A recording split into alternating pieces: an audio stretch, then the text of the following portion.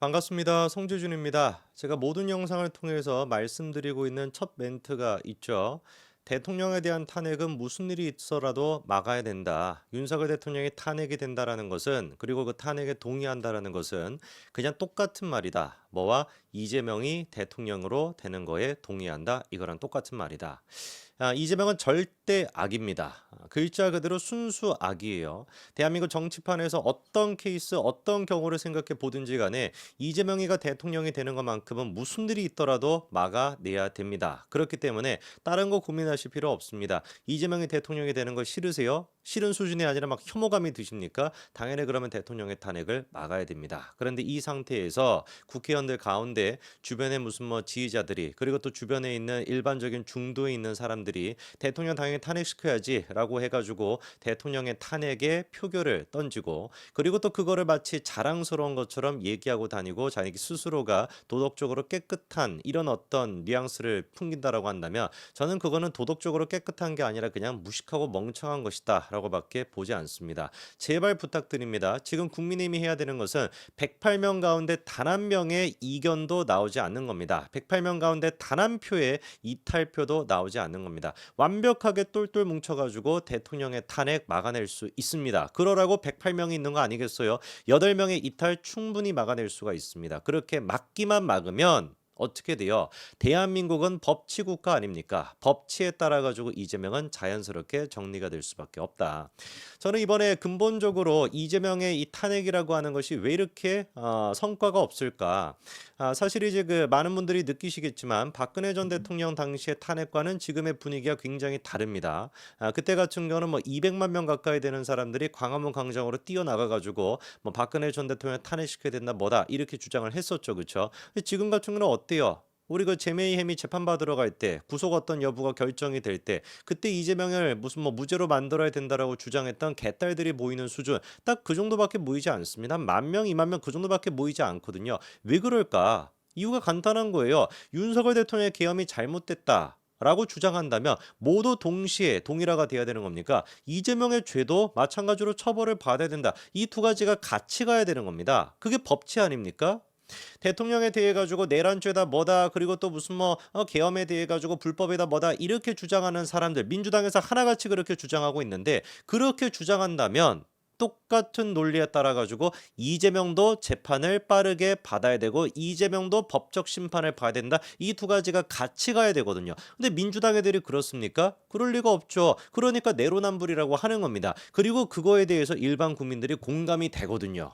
내로남불이라는 게. 그러니까 이재명이 지금 주장하고 있는 탄핵에 대해 가지고 많은 사람들이 동의를 한다 안 한다? 별로 동의를 못 한다라는 거예요. 야, 저거 어차피 뭐 윤석열 대통령 탄핵시키겠다라고 하는 게 민생을 위해서 하는 것도 아니고 뭐 법치를 바로 세우겠다. 뭐 지나가는 개도 웃겠습니까? 이 얘기 듣고 개도 안 웃습니다. 법치를 바로 세우는 것도 아닌데 그냥 지 살겠다라고. 지가 빨리 조기 대선해가지고 지가 대통령 돼가지고 법률적으로 그냥 다 면책시키겠다, 사면시키겠다. 그러려고 지금 뭐 탄핵을 외치고 있는데 그거에 대해서 국민들이 동의를 하겠냐고요. 당연히 동의할 리가 없죠.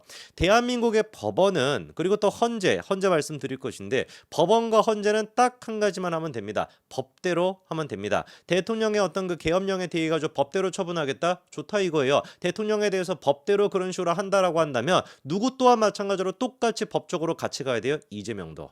대장동 재판뿐만 아니라 선거법 위반에 대한 재판 633 원칙에 따라 가지고 1심은 이미 나왔으니까 2심 재판 결과 3개월 있다가 나와야 되고요. 대법원 결과 3개월 있다가 나와야 됩니다. 6개월이라고 하는 시간, 지금 뭐 벌써 1심 나온 지 한 달 가까이 됐으니까 5개월이요, 5개월. 내년 5월쯤이 된다라고 한다면 충분히 이재명의 정치 생명이 끝장이 날 수가 있고, 그러니까 사생결당으로 민주당에서는 지금 뭐 하려고 하는 거예요? 5개월 전에, 5월달 전에 조기 대선을 열려고 발악을 하겠죠. 우리는 똘똘 뭉쳐가지고 108명 한 명도 예외 없이 똘똘 뭉치면은 사법부가 알아가지고 이재명을 정리할 수밖에 없다는 겁니다. 자, 이런 상태에서 우리가 좀 중요한 것이 헌재가 어떤 생각을 가지고 있냐라는 거죠, 그렇죠? 헌재 지금 사무총장 뭐 나가서 막 희한한 소리 하고 있던데 뭐 그런 사람이 하는 얘기가 우리가 뭐 들을 것도 없고요. 헌재 소장의 권한대행을 지금 맡고 있는 사람, 사실상 뭐 헌재를 지금 이제 이끌어가는 사람이죠, 그렇죠? 그 사람이 문영배 재판관입니다.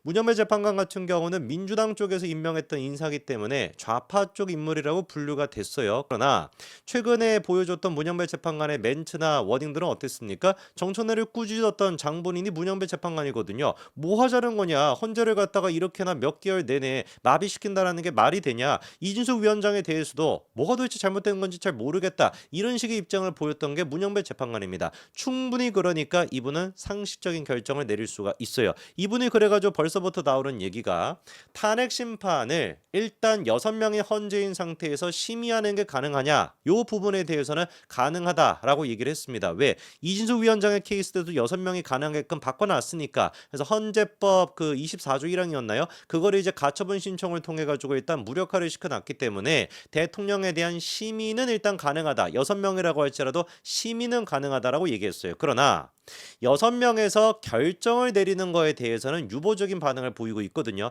왜냐면 애당초 대통령에 대한 탄핵이 이루어지기 위해서는 7명에서 참석해가지고 6명, 만장일치로 그게 6명이라고 한다면 다 돼야 되는데 다른 것도 아니고 대통령에 대한 탄핵을 갖다가 가처분 신청이 된 6명으로 그걸로 결정을 내린다. 이거는 말이 안 되는 거거든요. 최소한 그러니까 7명은 있는 상태에서 6명의 동의를 얻어가지고 탄핵을 한다. 이렇게 가야 되는 게 맞습니다. 만약에 탄핵을 한다라고 할지라도.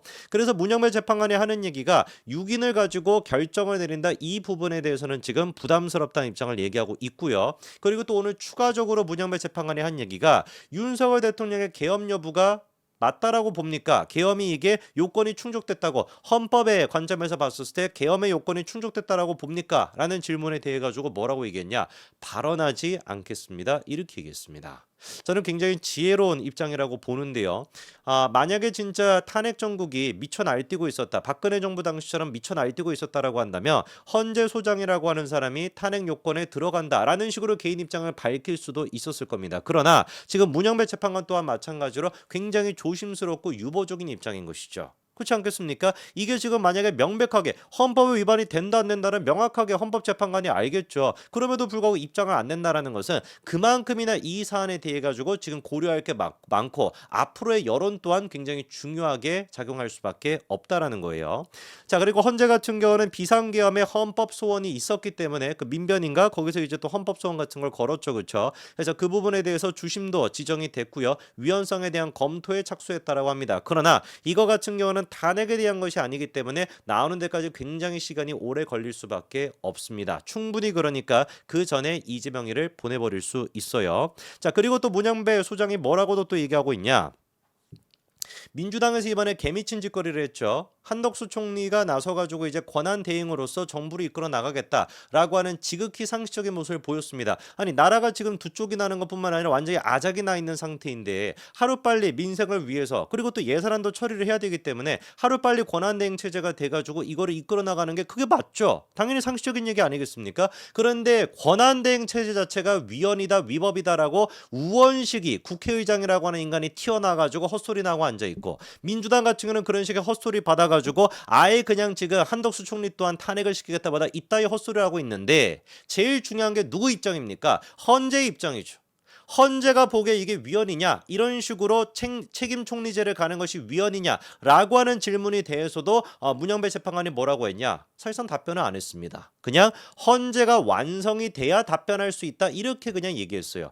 헌재가 완성이 된다는 건 뭐겠습니까? 6인 체제로서는 이거에 대해서 내가 왈가왈부할 수 없다. 7명이 되고 나서야 그래야지 헌재라고 하는 기관의 공식적인 입장으로 얘기할 수 있는 것이지 무슨 뭐 지금 뭐 되지도 않았고 6명인 상태에서 내가 나서가지고 이게 무슨 뭐 위헌이다 위법이다 이런 얘기하는 것 자체가 부적절하다라고 하는 너무나 상식적인 얘기를 하고 있습니다. 저는 100% 확신하는 게 뭐냐 지금의 헌재 상태에서 지금의 헌재 헌법재판관들 또한 마찬가지로 민주당의 저 극악무도에 대해 가지고 분명히 느끼실 겁니다. 그리고 권한대행 체제로 가는 거에 대해서 위헌하지 않다라고 분명히 판단할 거라고 저는 믿습니다. 왜? 지금 누가 보든지 간에 상식적으로 권한대행 체제로 가서 전국을 안정화시키는 거 그리고 또 예산안을 빨리 통과를 시키는 거 이게 맞지 탄핵을 통해 가지고 조기 대선해 가지고 이재명 같은 인간이 대통령이 된다. 이게 맞겠습니까? 저는 이거는 법률적으로 보거나 헌법적으로 보거나 어떤 측면으로 보든지 간에 지금 시기에서는 한덕수 총리가 정부를 이끌어가는 게 맞다. 그리고 헌재 또한 거기에 맞춰 가지고 충분히 입장을 보여줄 거라고 봅니다. 그거를 보여주는 게 지금 문영배 재판관의 이런 식의 유보적이고 소극적인 답변 태도인 거겠죠. 나라가 정말 위험하고 혼란스러운 지경에 빠져 있습니다. 이럴 때일수록 우리가 믿고 의지할 수 있는 게 법, 그리고 법치 아니겠습니까? 이재명과 민주당의 저 잡것들이 사실상 내란죄를 통해 가지고 완전히 대한민국 법치를 무너뜨려 놨는데 지금이라도 헌재와 그리고 또 사법부가 이재명에 대한 올바른 판결을 통해 가지고 대한민국의 법치를 바로 세워 주시기라고 제가 믿습니다.